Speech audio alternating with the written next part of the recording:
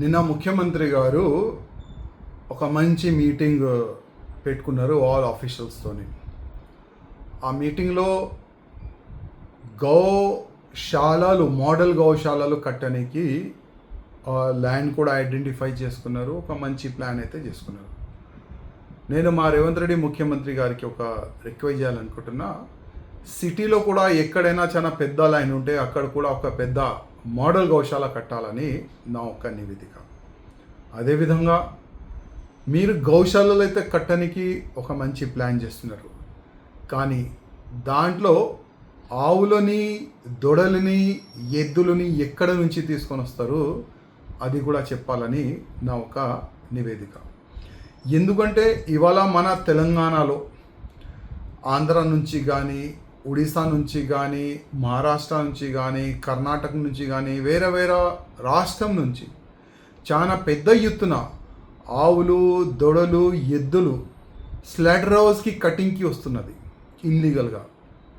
దాని గురించి మీరు ఏం ప్లాన్ చేస్తున్నారు, మీ ప్లాన్ ఆఫ్ యాక్షన్ ఏమున్నది, అది కూడా కొద్దిగా చెప్తే చాలా బాగుంటుందని నా ఒక ఉద్దేశం. అదేవిధంగా మా రేవంత్ రెడ్డి ముఖ్యమంత్రి గారికి నా ఒక నివేదిక, ఒక స్పెషల్ టాస్క్ ఫోర్స్ని నిర్మించండి. ఎవరైనా ఇల్లీగల్గా ఆవులు, ఎద్దులు, దొడలు మన తెలంగాణకి ఈ స్లాటర్ హౌస్కి కటింగ్కి తీసుకొని వస్తే వాళ్ళకి పట్టుకోవాలి. అదే ఆవులు, అదే దొడలు, అదే ఎద్దులు మీరు కట్టిన మోడలైజ్ని షిఫ్ట్ చేయాలి, అక్కడ షిఫ్ట్ చేయాలని నేను కోరుతున్నాను. అదేవిధంగా ఒకవేళ అది ఒక మంచి టాస్క్ ఫోర్స్ టీమ్ గౌరక్షణ గురించి మీరు తయారు చేస్తే దానికి ఒక సభ్యుడిగా మా కూడా పెట్టాలని నా ఒక నివేదిక.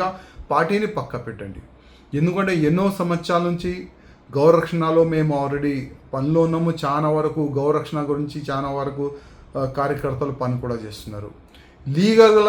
లీగల్గా మేము కూడా మీకు సపోర్ట్ చేయడానికి మేము రెడీ ఉన్నాము, కానీ దీనిపైన కూడా దృష్టి పెట్టాలని నా ఒక నివేదిక. అదేవిధంగా తెలంగాణలో మున్సిపల్ కార్పొరేషన్ నుంచి చాలా వరకు స్లాటర్ హౌస్ నడుస్తున్నాయి.